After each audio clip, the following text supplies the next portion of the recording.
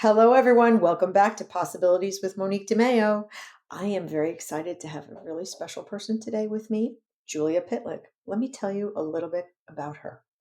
Julia Pitlik is a CMO, which stands for Chief Marketing Officer, for those of you who don't know, business to business growth strategist and brand builder. Her subject matter expertise extends from SaaS, which is software as a service, for those of you who don't know, network connectivity, cybersecurity, customer experience, power resiliency, and partnerships.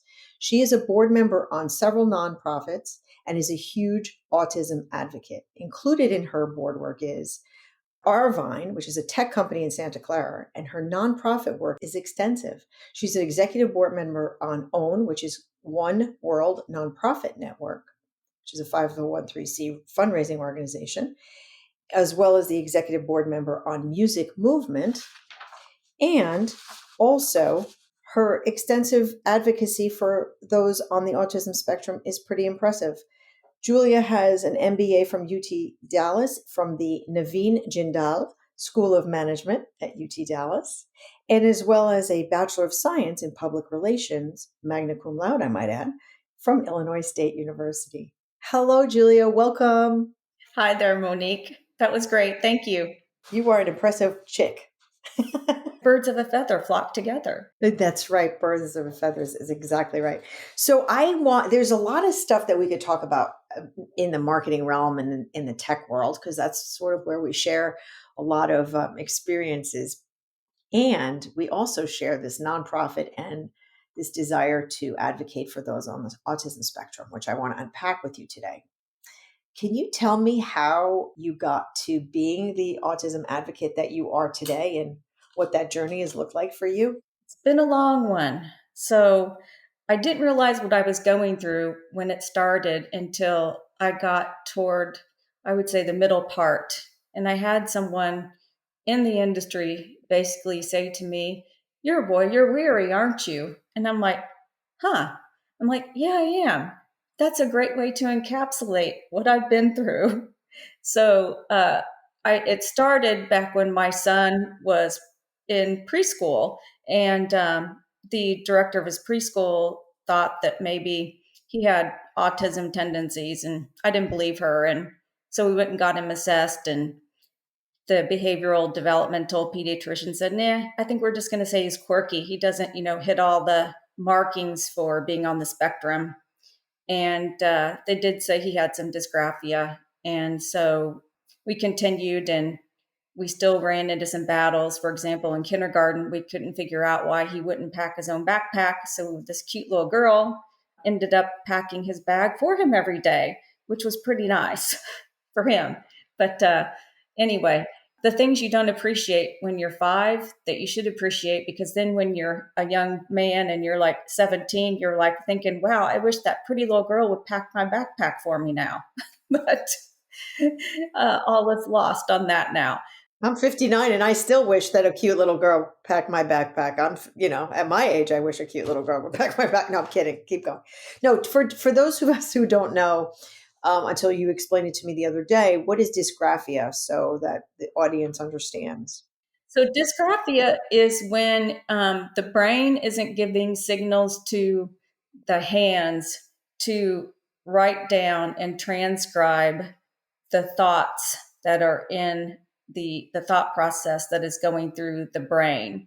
So a lot of teachers would say, "Oh, we'll give him a laptop." And I would say, "We don't get it. If he can't write it, he can't type it. It doesn't matter. It's not making the connection, the link from the hands to the brain." So that's dysgraphia. And there are therapies for it to manage it. And he went through a lot of therapies for that. And he also ended up being diagnosed with dyslexia as well. And so he had a whole host of issues, expressive receptive disorder, which is an autism spectrum disorder, and then dysgraphia and the dyslexia, which you can remediate. And as long as you get them early help and early intervention. And a lot of times, parents want to be in denial about these situations, and they also don't want their kids to be labeled. But the thing they don't understand is, the kid is going to suffer regardless of the label if they don't get the interventions, and they could overcome this My son has come a long way. He graduated from high school with a 3.7 GPA out of a 4. He got into UT Dallas, which is a very hard school to get into. It's very competitive there. And he got a 27 overall on his ACTs. And that was a first time testing without even getting, tutoring for it. So, and when he took it again, he got a higher score.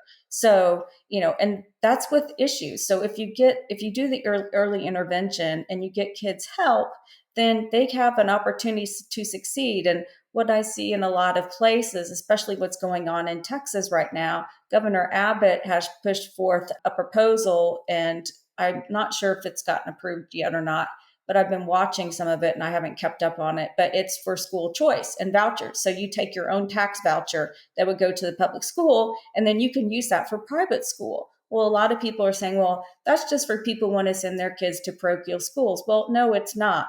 It's there. What is it? 1 in 5 children will end up with autism now. When my son was young, it was 1 in 10. So it's doubled in terms of the increase rate. And usually when you have ADHD or ADD, you're also on the autism spectrum because it is such a broad spectrum. And there's never a kid with one issue. Usually you have one or more issues. And if we don't start addressing this and getting these kids help, and the public schools are not staffed for it, they're not educated and trained for it, and they don't see it and they don't have time to deal with it because they have 30 to 35 kids in a classroom. And in Texas, you're getting kids in a classroom where English isn't even their first language. So how do you even know that the kids have an issue or not if you can't communicate with them? So, there are a lot of barriers that are going to impact our kids going forward. And if we don't get kids the education they need, regardless of if they have learning disabilities, then they're not going to be able to lead independent lives and support themselves. So it's very critical that we address not only education for learning disability students, but also for other students. And when you bring a classroom together where you have all these challenges, there's no way that those kids, even the ones that don't have issues per se, are going to get the quality education that they need. People are going to end up sacrificing. So I am a big supporter of trying to get, kids mainstreamed as much as possible because kids learn from other kids by mirroring, right? So they watch, they're very observant. And so you do want to have some mainstreaming, but you also want to make sure that, the kids that need the extra help get that. And it's not happening today. And that's what concerns me. So if we're worried about tomorrow and what's going to happen in our world and our economy, we better be looking not at climate change necessarily, but what's going to happen to our kids down the road. These might even be bigger issues than even the climate change we're facing today. I don't think we have to do both, I would imagine. Yeah. I mean, Right, but there's really not a focus on the education. We've got tons of focus and money going for climate change, right? Where's all the focus on, education, especially for learning disabilities? We just don't have it. yeah, I mean, working with the Phoenix Center in New Jersey, as you know, I do, and their students have multiple disabilities always. Autism spectrum disorder is only one of the several when they have physical, emotional, intellectual, etc. And, they talk about preparing the student for life outside the classroom. And as we know, they age out at 21, and not many are as fortunate as your son to be able to be living independently and excelling academically and in life. So it is a problem. It certainly is a problem, this aging out of the population. The other thing I was going to tell you, I'm working with a female executive right now, and I won't use her name because I don't have her permission, but she has a daughter that's on the spectrum, and the daughter is about to age out of the high school process at 21, and she will not be able to live independently. So she's going to need supports. So the other end of this spectrum, for lack of a better term, is that there aren't enough residential communities, and even quality ones. There are hardly any quality ones for providing housing to help take care of these young adults as they age through life, and that's expensive as well. And so I was on a board here in Dallas called 29 Acres, and it is a community like that. And there just aren't enough. There are some popping up, but they're just, it's not going to be growing fast enough. So I just wanted to add that in there. No, absolutely. This is the aging population with adults with disabilities is what I consider the growth trajectory of adult living and senior living and assisted living centers for our generation. The ones that follow us are less concerned with the baby boomers dying and getting older, but we are certainly concerned with all of these. In New Jersey, it's 1 in every 34 boys has is on the autism spectrum. So tell me about your journey and how your journey with Weston led you to become an advocate and a very vocal one at that. I went through so many challenges, and he was in parochial school originally because my husband and I were both of the same faith, and we wanted our child to have that faith based education. And it was great up until we got to started in fourth grade, and we started to have some challenges. They were noting that he was, having some executive functioning issues. And for people who don't know what that is, executive functioning is what happens in your frontal lobe. It's where you do all your critical decision making. It even helps with memory or has to do with memory. So, like, for example, and organization skills, that's another area, life skills, organization skills, all those things combined. So, for example, he would go to class a lot of times in fourth grade, and even though we would prepare him with backups of, pencils and pencil bags and all kinds of areas of things he would normally take to class, he would end up sometimes without a pencil, and they would get, a demerit or whatever if they didn't have a pencil. And so, that was a challenge because the teacher always wanted to give him demerit. And I'm like, look, this is crazy. Just give him a pencil. He's got a disability. And so the problem is that autism, especially kids that, I know we're not supposed to use the term higher functioning, but kids that are higher functioning, they don't see it. They don't see the disability. It's what I call the invisible disability. And I contrast it with my nephew who has a disease that's very visible. And he went to parochial school, and they were great with him. They could see it. They understood it. They did whatever they could to help him. What did he have? He has a disease called epidermolysis bullosus.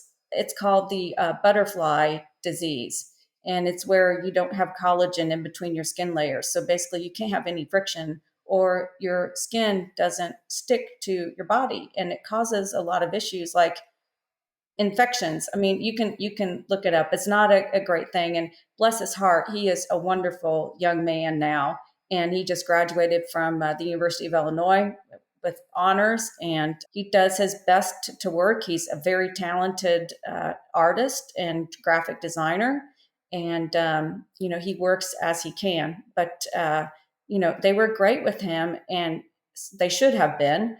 And but on the flip side, I talk with my sister-in-law, and I'd be like, in some ways, at least they can see, his disease. They can't see, my son's disability, and so they try to hold him to the same standards. And I likened it to his teacher that was doing his reading teacher. He went to a reading specialist because she did Take Flight with him, which is a program for kids with dyslexia. And she would say, it's like when you hold my son to a set of criteria that you would hold a kid without disabilities to, it's like making him do a test or do an assignment without his glasses if he wasn't able to see and he needed them to see. So, you got to level the playing field for these kids. So I went through that. I went through issues with other teachers where, he would get stressed out. I would get a call from the school nurse because we were personal friends, and actually her husband is my dentist, and she's great. And they have a kid on the spectrum as well. He's not a kid anymore. She was like, hey, Julia, she would call me at work. I just want to let you know, Weston was wandering down the hall and he didn't look so great. And I remember being at work one day and she called me, and I just bust into tears crying because I'm like, what am I going to do? And so then I ran for parish council, and I was co-chair. and I was chair, and I was trying to make a difference, and I couldn't get anyone that wanted to listen because they were so worried about, they were worried about things being dumbed down for their kids. And I'm like, why does it have to be one or the other? There's a wealth of money in these parochial organizations, and they just choose. They would say, well, we can't afford it, when you would see that they had like $100 million in their foundation account. It's like, well, no, you don't want to afford it. And I remember talking with the principal. It was one of the last discussions we had before we got to that breaking point, and we moved my son to a different school, and I'll talk about in a minute. But he said to me, we don't have to do what the public school does. And I said, oh, really? I said, well, you may think that you don't have to do that legally. But I said, you're held to a higher standard because you're a school within a faith-based organization or community. And I said, so the bar's higher for you than it is a public school. So I said, you're supposed to do the right thing. And I said, if you're not going to do the right thing, then I said, you need to remember that if you're going to have people on the pulpit weekly talking about how that which you do to the least of my brothers, that you do unto me, you better remember that my son is the least of my brothers. So you'll answer for that. Whether you answer it to me or not isn't relevant, but you will answer to that someday. And that's how I left it. And That's then the soundbite. I loved how you used the advocacy position to remind somebody in a religious organization that they are hypocrites. I did, because it really bothered me. And it should. And it bothered me that other parents would come up to me and say, maybe this school just isn't really for your son. And I'm like, really? Because I thought that, even teachers would say that. I'd say, really? Because, and that really hurt me, because I'm like, you're supposed to gather around and support those that need help when you're in a faith-based community. You're supposed to give to others. You're supposed to support those that are less than you or have less than you, and pick them up and help them be successful. And they weren't interested in that. They were all interested in their own paths and their own success rates, and their own success rates for their own kids. They didn't want anything to get in the way of that. And, that was just so sad. It was really, it really is. It was sad then. It's still sad today, because I still see a lot of it. And, these schools should be welcoming in. That's where you used to go when you had problems back in the 40s, 50s, for 1940s and 50s. I wasn't alive then, but according to my parents, that's where you went. You went to the church, and they helped you because you didn't get help in the public schools then. So, but everything is flipped. And so I would say it's sad that we can't count on our faith-based communities to help us. No. Is that why so part of that journey to run for parish council and et cetera, was it so that you felt that you could advocate for Weston from where you sat, because you knew that if you didn't, nobody else would? Or I wanted to advocate not just for Weston, but for all other kids, because there were other kids that weren't going to school there. There would be families. A friend of mine that had a kid on the spectrum, they had all their kids there but one, and he had to go to a different school. Now, if you're a family and you're in a faith-based organization and one of them is not allowed to be there, to me, that doesn't make sense. That doesn't say love. It doesn't say inclusion. Where's the DE&I for these faith-based organizations, right? I mean, they missed the note on that, and they should have been leading that effort. yeah, that's true. And, if they're out there ringing that bell today, shame on them. Shame on them. This may not win me a lot of friends. It may also get people may disconnect from me on LinkedIn, but I guess so be it. I doubt it, Julia. I doubt it. I doubt it. Because, people in my community are going to end up hearing it, but a lot of them already heard it from me anyway. But that's why I ran. And then I even talked with the bishop. And he seemed, when I talked with him, he's like, yeah, give me a call. He gave me his card. I called and called, never got a call back. So again, I know there's a huge foundation in Dallas for the Catholic Church, and none of this money was ever used to help those in need like that. And they would say, well, we just can't afford, we should build our own school. It's like, you don't have to build your own school. You could even just take 1 million of the 100 million and give it to like 6 of the schools, and that could help kids tremendously right there that are in your faith-based community. If they're You can't have some people in your community and say, oh, we're a family community, we're faith-based, we're a community. Oh, but wait, wait a minute, you're not like us, so you Not you, not you. You're not my community. yeah, No, you're not yeah, my you're not community. like us, so be gone. And after that, I just didn't want I did leave, and I felt bad because I wanted to stay there, not just for my son, but for other people. I didn't want them to have to go through what I went through. It was terrible. It was so heart wrenching. And I would cry on a regular basis because it just broke my heart. These cute little kids. I know, right? It's and they're so innocent, and it's not their fault. And and honestly, the religious entities that are spewing beautiful brotherhood, community, blah blah blah, and then they act like this. To me, I have a disconnect. This is why I have issues with. I have my own issues with organized religion and the hypocrisy that was. That's the reason my dad tells me that I wasn't baptized in a Catholic church, because they weren't paying parishioners in Paris. So when they came from French Algeria to France, they were not welcome. Neither was I as a baby. They couldn't have solved my original sin because I wasn't a parishioner. I was just like, my father went ballistic. So anyway, we digress. So you talked to me the other day about, being a leader in business and being a CMO and an MBA, and you're all of that. We don't come out of the womb with advocacy and skills to navigate the systems that are in place today. I'd like you to talk a little bit about what it is that you learned that you would want to help other people understand how to go about the journey in a more direct and maybe impactful way, having learned it yourself. That's a great question. One of my immediate thoughts to that is if you're going to advocate for people, no matter what it is, or if you're going to be focused on doing the right thing, be ready for confrontation and be ready not to be liked and be ready not to fit in. So you won't be the popular one.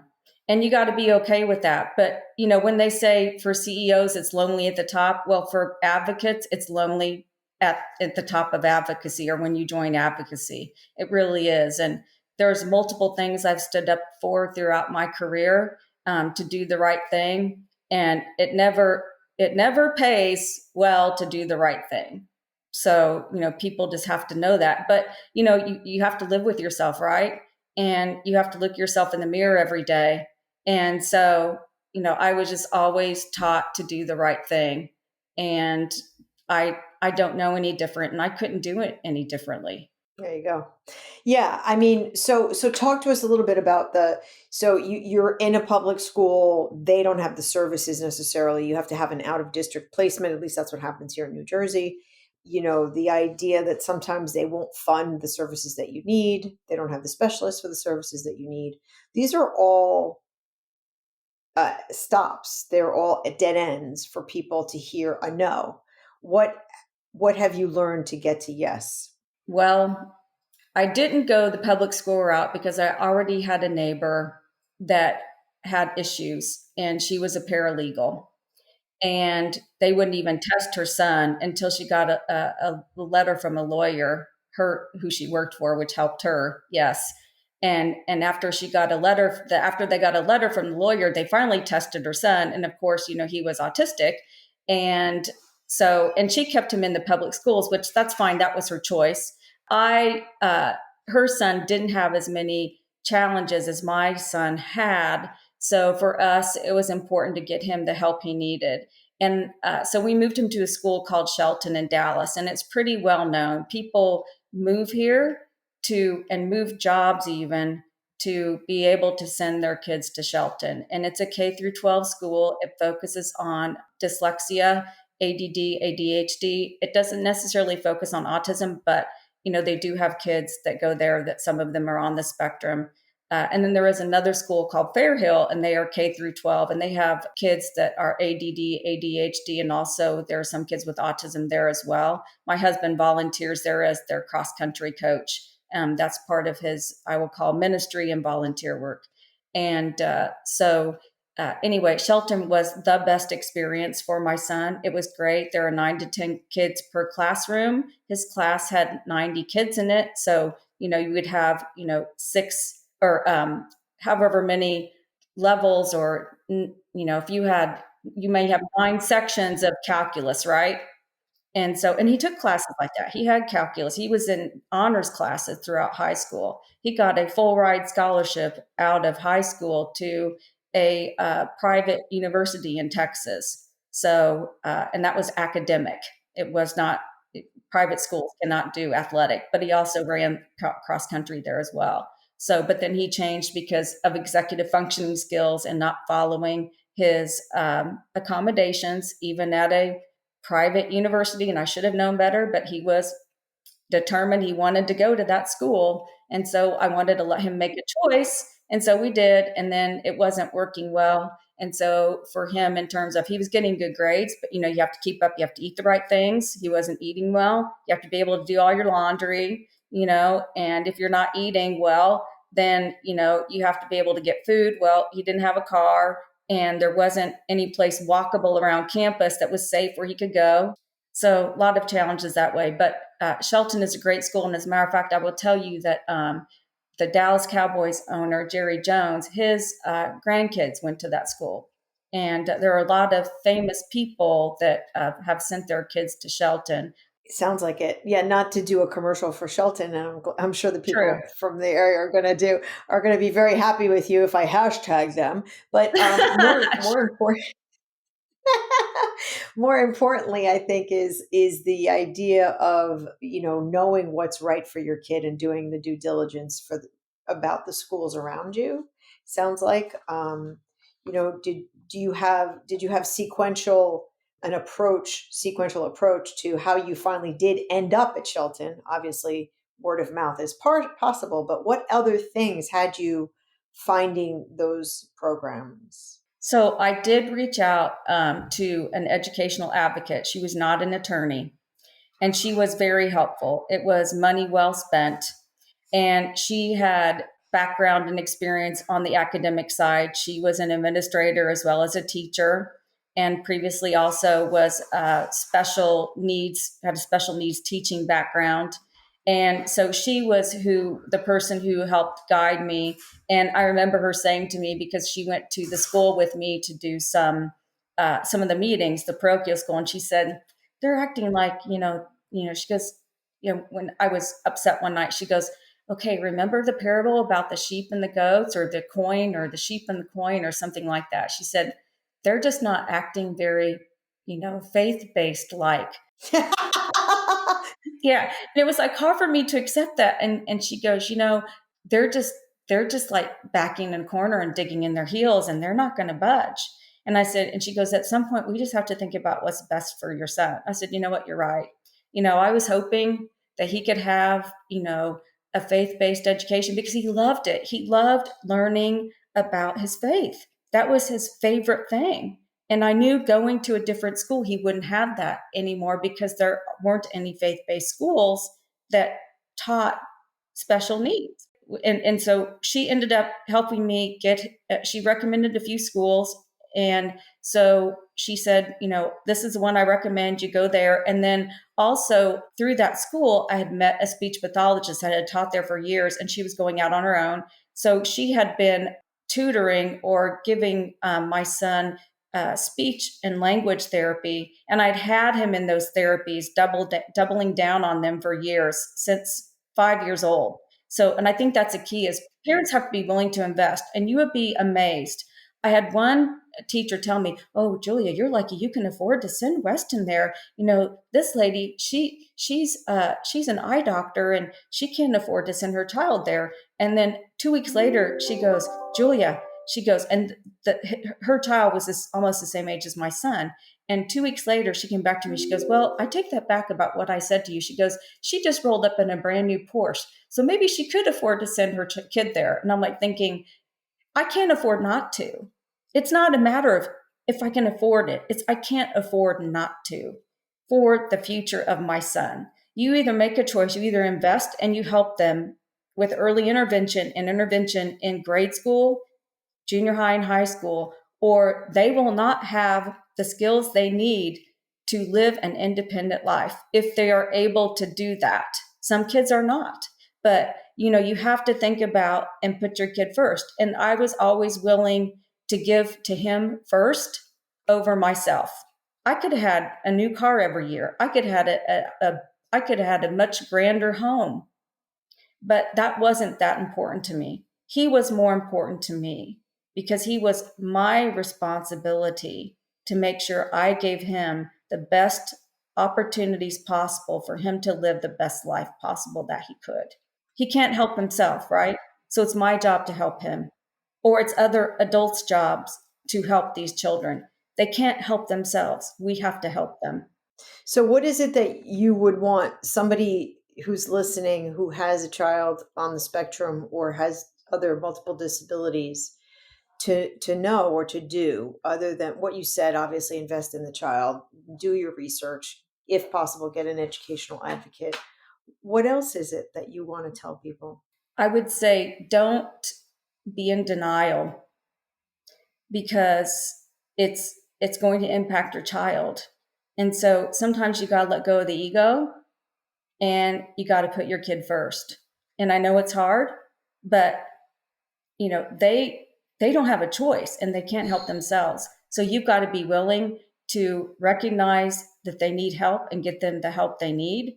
And it's not the end of the world. There are tons of kids that go on to be very successful that have learning disabilities.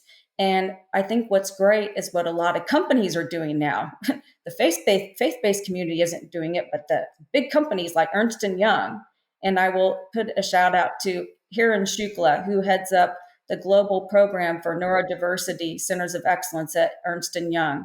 And they have neurodiversity centers of excellence throughout the US and also overseas, where they hire people with neurodiversity disabilities and they take them through a different hiring process because they realize that people that are neurodiverse have a lot of gifts to bring to companies that will benefit not only the neurodiverse person, but the customers and also the company. So they've made great strides, and Ernst & Young has been advocating this with all other companies. They've gotten tons of other companies to do it. Chase Bank has an autism at work program. Fabulous. Niamusi Lee is one of my contacts there, and she's head of the autism at work program based out of Dallas, Texas. She used to be out of New York.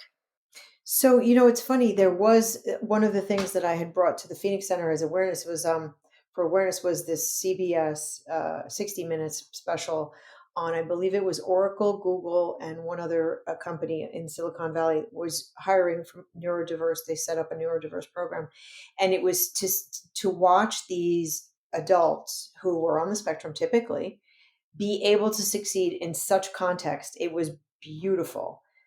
And to your point, what was happening was the companies were realizing that people on the spectrum are often more gifted at being able to deal with lots of numbers, a more specific and ongoing and repetitive work environment where it would frustrate somebody who's neurotypical. It actually soothes some of these folks. And they taught, there was a special that focused on 4 specific individuals, and they were one more brilliant than the other. So, what do you think that means for society? Are we thinking that we're finally kind of catching up to what's really going on in birth rates, or what are we doing here?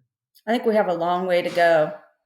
And we have big organizations that probably have big buckets of money that maybe could better appropriate the funds. And not just faith-based ones, even secular Yeah, yeah. nonprofits. And there needs to be more due diligence around how those funds are spent, actually, more inspection. People should be inspecting, how are all these funds being spent? Yeah. I mean, I think I'm hearing from you that and I've heard this from a couple of people who have been guests here, that DEI is not just diversity of color. It's diversity of background, it's diversity of thought, it's diversity of, the way the person's programmed, whether they're neurotypical or non-neurotypical, and what gifts they can bring. So that's what I'm hearing you say. That's a diversity. that's a hot button with me, is I see all these DE and I, positions, and I don't see very few of the people that lead or in those positions ever talk about the neurotypical. And I will actually call them out on LinkedIn, and I will say, if you don't have neurodivergent people in part of the DE and I, then you're not DE and I. It's not. I will say, what's with neurodivergent learning disabilities, it knows no race, color, background. It doesn't discriminate. It truly does not discriminate. And, if you truly aren't being inclusive, if you don't look at neurodivergency, I mean, it needs to be not just even neurodivergent, it needs to be every type of inclusion there is. And I will say the last thing I would say is that if truly everyone understood what love was, where love is kind, love doesn't discriminate, love is selfless, right? Truly, if you truly get down to the word love, it's selfless. And if we just would, according to at least my beliefs, what I believe is that the greatest commandment, the greatest of these is love, right? If we just would be selfless to one another, what would the world be like? Very, very nice. We certainly would. We certainly could. We need it right now. So yes, thank you so much, Julia Pitlik. I have to say, this has been a masterclass in advocacy and inclusiveness and love and all of the positivity that one should bring with oneself when we show up. So that's been great. I'm going to drop all of your contact information and your notable links in the notes. If anybody has any questions for Julia, you can reach out that way. It's been a pleasure having you, Madame. Thank you for joining, everybody. Thank you so much for listening to Possibilities with Monique de Maio, where we unpack life as a female mover and shaker. If you like the show, please consider liking it, or better still, subscribing to it and leaving us a rating.